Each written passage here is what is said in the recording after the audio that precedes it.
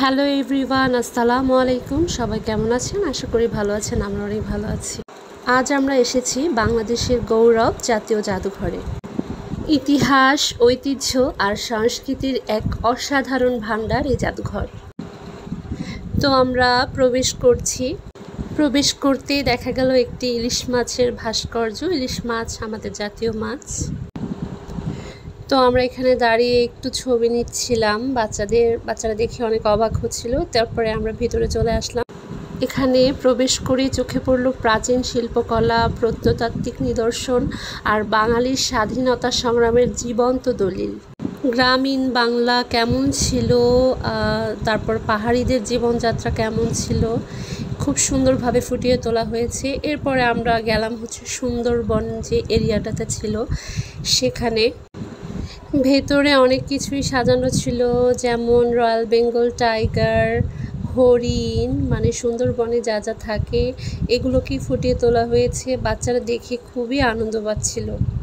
এই ঘরটিতে দেখা যাচ্ছিল বিভিন্ন ধরনের পাথর, শৈবাল, অনেক কিছু। এই ঘরটিতে দেখা যাচ্ছে বিভিন্ন প্রাগৈতিহাসিক কালের হাড়, পাথরের তৈরি সরঞ্জাম এবং পুরাতন মুদ্রা, যা আমাদের অতীতকে আরও স্পষ্ট করে।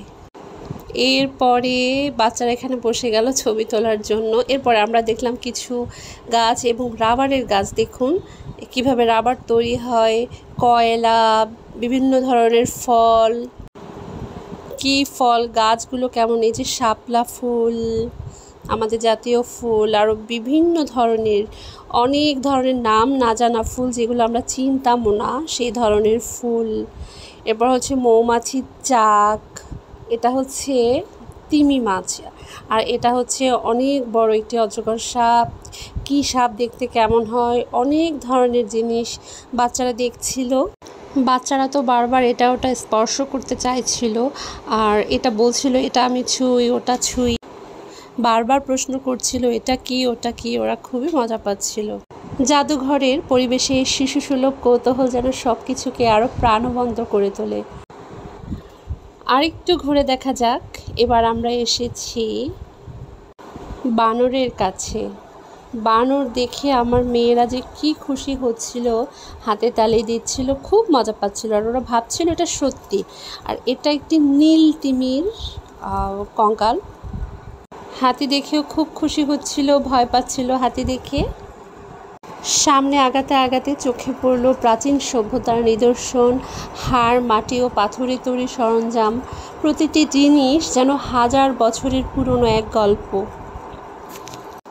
এখানে রয়েছে নানান রকমের পেন্টিং, টেরাকোটা আর ভাস্কর্য, যা বাংলার সমৃদ্ধ সংস্কৃতিকে আরও ফুটিয়ে তোলে।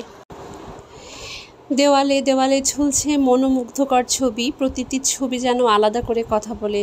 কোনোটা গ্রাম বাংলার দৃশ্য, আবার কোনোটা পুরনো কাহিনীর চিত্র, কিছু পোশাক, কিছু জুয়েলারি, যা আমাদের দেশের সংস্কৃতিকে আরও সমৃদ্ধ করে। এরপরে এখানে গিয়েছিলাম রাজা বাদশাদের ব্যবহৃত যে জিনিসগুলো ছিল এগুলো, তারপর মূর্তি, না হাজার বছর আগের মূর্তি, এগুলো দেখে দেখে যেন চোখ জুড়িয়ে যাচ্ছিল। আর ছোট বাচ্চা যেহেতু নিয়ে গিয়েছিলাম, ওরা একদমই হাঁটতে পারছিল না, যেহেতু মিউজিয়াম অনেক বড় ছিল। তো আমাদেরই পা ব্যথা হয়ে আসছিল। আর ছোট বাচ্চা তো এতক্ষণ হাঁটতে পারবে না, যে এখানে বসেই পড়েছে, এখান থেকে সে উঠবেই না। আর আমার বড় মেয়ে তো সে খুব রাগারাগি করছিল যে কখন যাব, আর দেখবো না, চলো বাসায় চলে যাই। কিন্তু আমাদের তো আরও দেখতে মন চাইছিল, তো পুরোটা শেষ করতে আমরা পারিনি। উপরে আরও এই গ্যালারিটা ফাঁকা ছিল। আসলে হয়তো বা এখানে মুক্তিযুদ্ধ, বঙ্গবন্ধু শেখ মুজিবুর রহমানের কিছু ছিল, তো যেগুলো এখন মুছে ফেলা হয়েছে। তো এখানে এই যে হাতির দাঁতের তৈরি সব কিছু ছিল। আমার খুবই শখ ছিল হাতের দাঁতের তৈরি চিরুনি দেখার, তো আসলে পূর্ণ হয়ে গেছে।